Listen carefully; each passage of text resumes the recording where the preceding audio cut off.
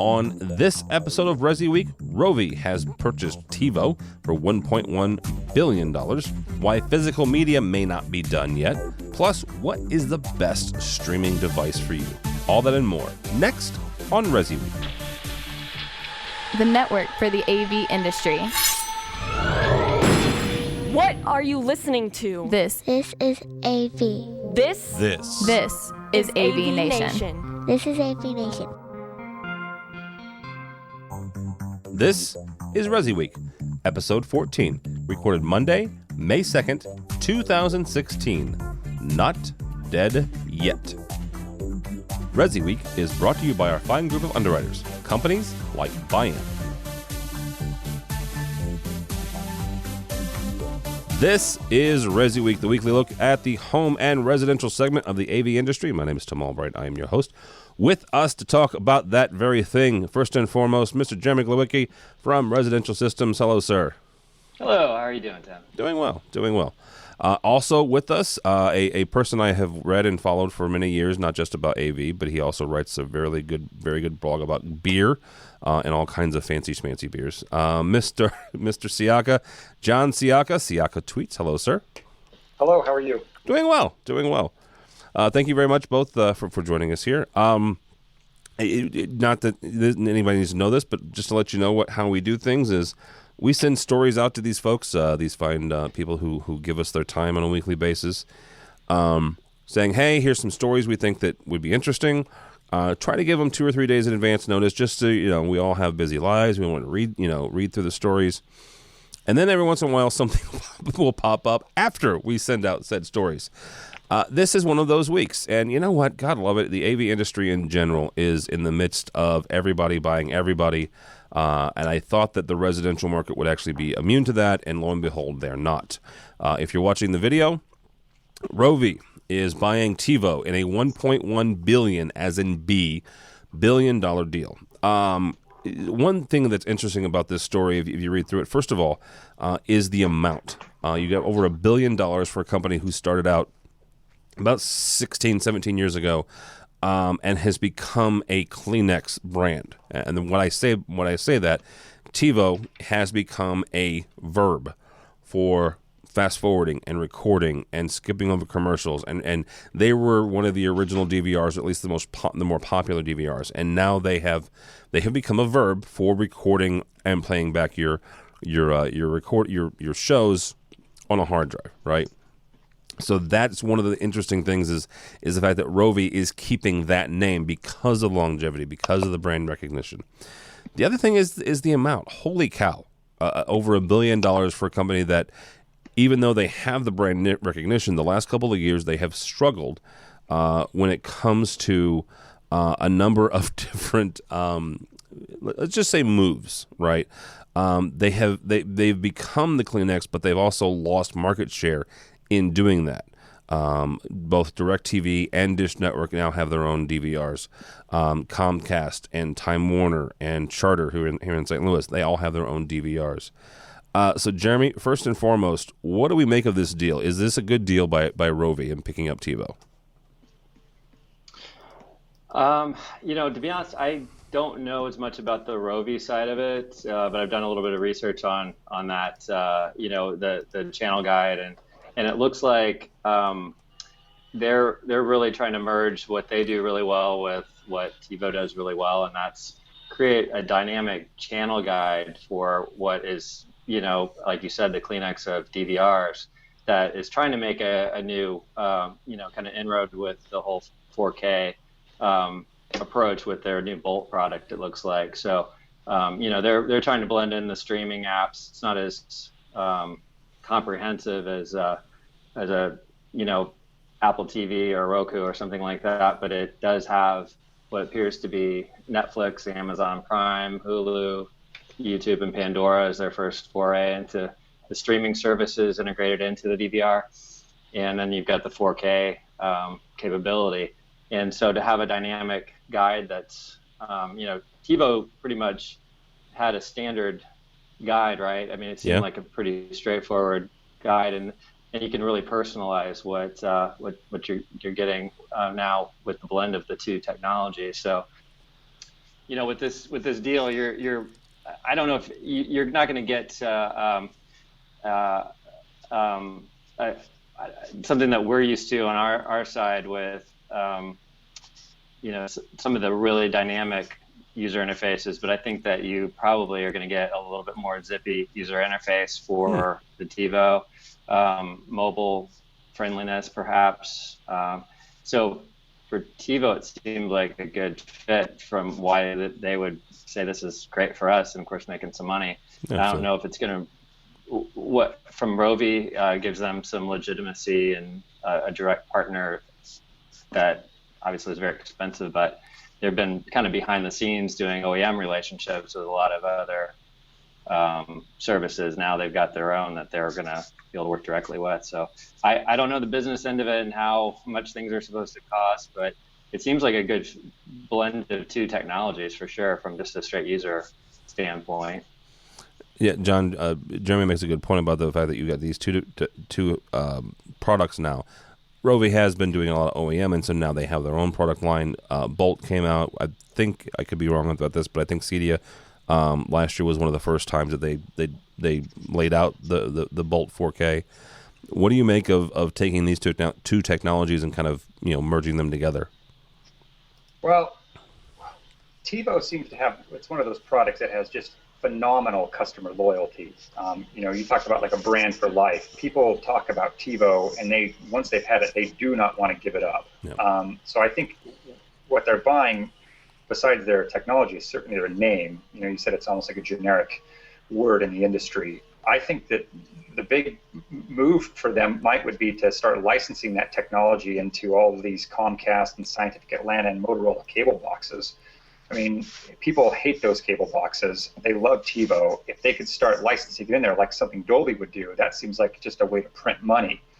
I will tell you, in our market, we don't really do a lot of TiVo because cable card is so god-awful to work with, and we just don't have any off-air TV here. So every time that a customer says they have TiVo and we have to integrate with it, all of our installers groan. It does seem like that the new Bolt thing was really a big step in the right direction for them, but until that they can really integrate with a cable box or satellite box on a better level, I think that's going to be their flaw, their big hurdle. The other thing too is that you're seeing the boxes from Dish and DirecTV are getting so awesome. I have the Hopper 3, and I really can't think of anything that I would want it to do that it doesn't do. So I think these third-party boxes are, getting, it's a harder sale. Certainly for TiVo, the 1.1 billion is the strong play here. Will that end up being a good thing for Rovi or not? I think we'll have to see how they're going to leverage that and use it.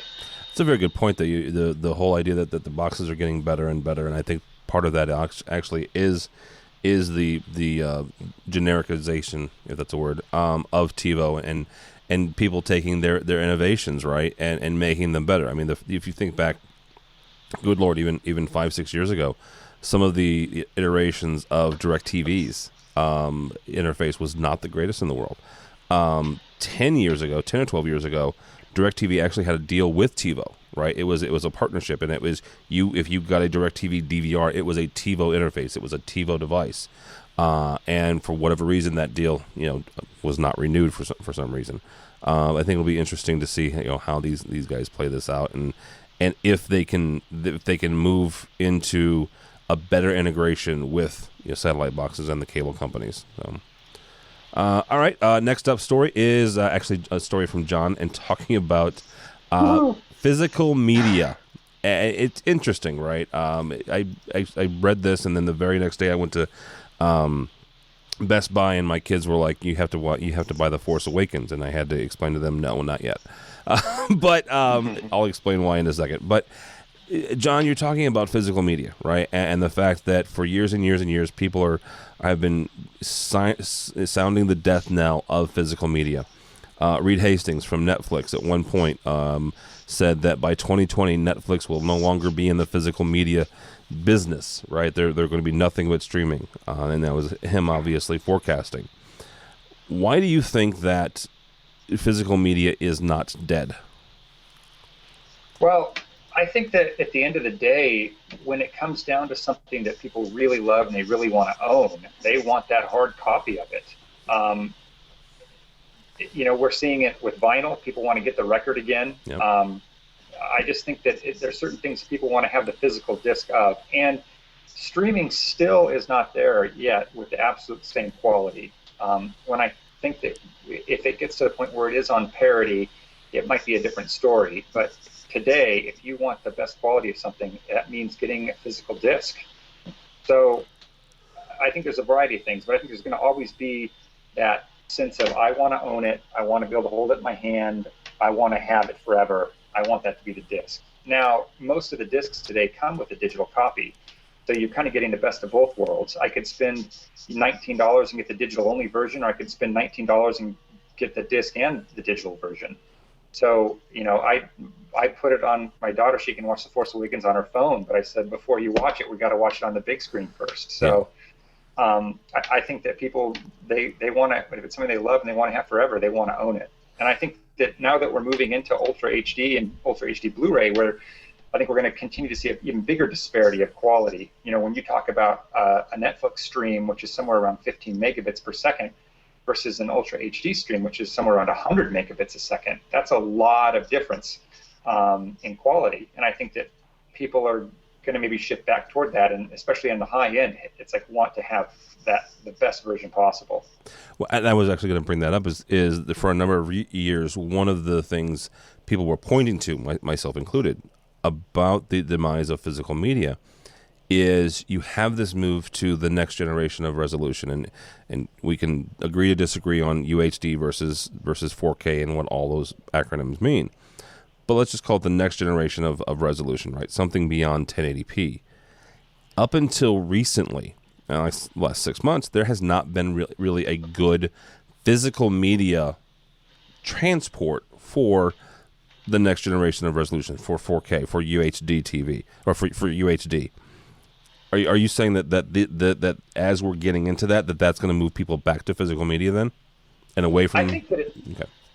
I think that it might. I mean, not in the mainstream, because I think the mainstream is mostly pretty happy with Netflix at the lower quality level, and they don't care about the audio really. But you're going to see this disparity in quality even greater now that 4K is coming out, because we're talking about so much more data. And the people that are wanting to buy 4K TV with a $400 player are the people that are going to want to have it in the highest quality level. And the disparity between streaming 1080 and streaming 4K, I think, is going to be even greater. And I think that's what's going to help UHD Blu-ray to have a little bit of staying power. All right. Mr. Lewicki, from your standpoint, where do you stand on the whole media, those physical media versus maybe let's call it the cloud media? I hung on to my Netflix disc service for a long time. I finally gave in and went full on streaming, and I'm kind of missing access to some of those movies that I used to be able to get from just the mail delivery. But from iTunes to stream, there's quite a bit of selection of first run movies. I do think it comes down to family options too, with the kids, that they want something when they want it, and it's not always there. And there are collecting kind of cultures still going on, whether it's the boomer group that's been doing that their whole lives, that they still want a physical copy of everything, and that's a huge population that's still spending money, or for little kids to have that disc that they can just go grab and they don't have to go searching for it. I think there's going to come a time when it's just not going to be a practical thing, and we're going to have the bandwidth for all these higher resolutions and everything. But I think for right now, I mean, the story for John really was about this recent surge in sales with The Force Awakens that really just showed that there was this currently, right now in time, there is still, when it's the right movie, you're still going to sell physical media. And I think he made a great point that it's not dead yet. But from down the road, I still think we're evolving beyond that, and I don't know if we're going to go back to wanting to go get that case and find that disc. And it's the convenience factor of just being able to turn on your TV and do a couple of clicks and find what you're looking for. And for the most part, we put up with when it locks up or it takes a little bit of buffering time to get it started. I mean, my Blu-ray player is pretty terrible, frankly, and it takes just as long for it to warm up and get going. And I've just never felt like replacing it because how long am I going to need this thing, Well, and honestly, this is unfortunately where I will point out that all three of us are of a certain age. I don't believe that any of us could qualify as a millennial. That's I don't think that we are necessarily on the millennial deal. So we'll I think we're kind of good as far as the physical media, but we'll see what the next generation goes. So. All right, guys, real quickly, before I let you get out of here, streamers and streaming. Mr. Glowicki, from your standpoint, we got a story here from CNET, whether or not what's the best streaming device on the market for you. They mentioned the Roku, but what else is out there for you?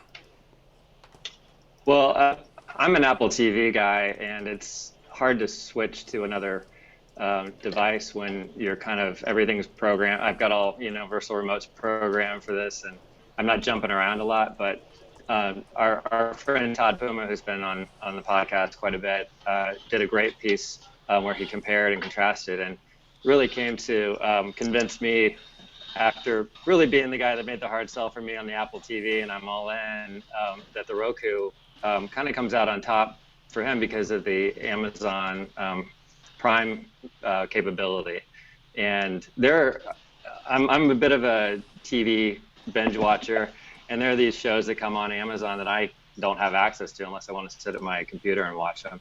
And I think that from a content standpoint, that's what kind of makes the Roku stand out. And I'm going to do what he recommended, which is to have basically one of each, because I'm happy with my Apple TV for the most part, and I think in another room I'll add a Roku. That's been my experience. I need to physically experience it to really comment properly on this. I'm sure John has a little more experience, like dabbling a little bit in other areas. But yeah, real quickly, John, before we go, because we got to let you go. What is your favorite streamers? Well, my personal favorite one would be Kaleidoscape anything. Oh, wow. Okay, yeah. The one that we sell, and we sell a lot of Sonos. We love Sonos. Obviously, it doesn't do any video. It's all music, but we love Sonos. For most of our clients, though, really, we're using apps built into the TV or a Blu-ray player. I would say that high 90% of what our clients want to do is watch Netflix, and there's so many ways to go about doing that. I personally don't really do any streaming, to be honest. Really? I still do discs with Netflix. I mean, the only digital media that I buy is from the Kaleidoscape store.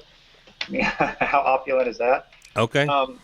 But from a Resi installation standpoint, most of our customers are using a Blu-ray player because it's something that they have or they're buying anyhow, and they just really want to do Netflix. It has a really easy interface for them. When we do find something else, Roku does have a Time Warner app, which is great for replacing a cable box. So that is one that we integrate with sometimes. We don't sell any of them. So it all kind of comes down to telling the customer, go and get the one that you want, and we'll put it in for you. So in a lot of ways, we're kind of agnostic with that. No. I do have to say, we had a daughter 3 weeks ago yesterday, Yay. and I have a pediatrician appointment that I've got to go to. So I apologize, I got to cut out a little short. And it's Siaka Tweets, right? Siaka Tweets, it is. Thank you, sir. Always a pleasure. Great. Thank you very much. Thank you. Mr. Glowicki, I am going to ask you a couple real quick questions about the streaming devices. Are we going to do a point, or will we ever get to a point where the big, I'm going to call it the big two, media devices, and most people will call them game systems. Right now, they're going to be media devices, and that's PlayStation and that's Xbox, right? Both of these have gotten into the point where they have content that you can stream from them. Good Lord, I was on Xbox last night, and I could have already buy or pre-order Deadpool, right? From and download it straight to the Xbox. They stream. They've got all of the apps that you mentioned for the Roku. They have the Apple TV. They have Amazon. They have Netflix. They have all these Hulu and YouTube. Are we going to get to a point where these other devices like the Rokus, like the Chromeboxes, are going to go away, or are there always going to be a place for them in this ecosystem? Yeah, that's a tough question to answer, but you're right. I mean, I totally forget. I'm not a gamer, so I don't think of those devices, but I know plenty of grown adults who that's their device, that's it. That's all they need to get, yeah. And that's where you stream your movies and everything goes through that one place. And that's a great Trojan horse, so to speak, into the home for those streaming services. And you're adding the gaming aspect onto it, which is the primary entertainment function for a lot of people, frankly. But I think everything kind of gets down to simplicity at some point, and having these external devices just seems like it's a lot of moving parts, really, frankly. And they're I can't imagine that it's a long-term solution. And I've always thought smart TVs were a great evolution. But there are limitations. You get locked down to what that particular manufacturer provides to you. Obviously, the streaming services, the devices like the Apple TVs, they have their limitations too. Roku seems to be the least limited of the group. I think that having to ask an average consumer to connect anything to their TV with an HDMI cable, or even to their network, you're asking for a little bit of thought that some people just can't handle, a little bit of effort that's not exactly ideal. So if you're going to go completely huge with this, it's got to be seamless somehow, and I think that eventually it's just got to be integrated in. That just seems logical to me, that's the evolution, that we're in sort of a transition period here where you're going to have little boxes still making it, happen, but eventually it's going to happen behind the scenes somehow. Well, it actually comes back to our first story with TiVo, right? Because both the Xbox and a number of other devices will integrate and will let you basically overlay their experience on top of your cable, your satellite experience, much the same way that TiVo did way back when. So it'd be kind of interesting to see how all these different little ecosystems work. And the thing is always that has always got to me about Apple TV. I have one. I love it. It's great. Kids can use it. And that is their seeming refusal to acknowledge the fact that Amazon Prime exists. Right. And I understand it's a business. It's a business model. They view them as a direct competitor, which is why they haven't up to this point. I'd argue that Netflix is a direct competitor to them, right? YouTube is a competitor to them, even though they have them in their ecosystem. So it's one of those things that has always I've discounted the Apple TV because of that exclusion, right? We mentioned the Roku, we mentioned the Chromebox, all of these devices, the PlayStation as well as the Xbox, have all of these other streaming and media presentation apps available to them, even though, yes, Amazon is a competitor to Microsoft, the Microsoft Store, if you consider the fact that both of them sell media, right? But Microsoft has made a business decision to say, yeah, okay, sure, you're gonna have Amazon Prime, awesome, groovy, who cares, right? You're still gonna pay between $300 and $500 for our device, and you're still going to be in our ecosystem. Yeah, you can use an app and go do their stuff too, but you're still going to be in our system and in our environment. So, kind of interesting. All right, sir. I'm going to let you go as well. So, thank you so much. Okay. Great. Thanks for having me. I appreciate it. How can people find you and/or Residential Systems? On Twitter, Resi Editor, and through the residentialsystems.com website. All right, very good. And you can find Mr. Siaka there. He writes and blogs for Jeremy, as well as at Siaka Tweets. My name is Tim Albright. Don't follow me on Twitter at this point. It's all about the Blues, and if you're not familiar with that, it's hockey, so don't sweat it. But go by the website if you would, please. An awful lot of people spend an awful lot of hard work and time doing that. AVNation.tv. AVNation.tv, you will find this program and a host of others. Actually getting ready, geared up for the commercial AV show called Infocom. Happens early next month. You can check out all of our stuff, our parties, and the different places where a bunch of our folks are teaching and tweeting and taking pictures. So check that out if you would, please, too. AVNation.tv. AVNation.tv. Thanks so much for listening. Thanks so much for watching. This has been ResiWeek.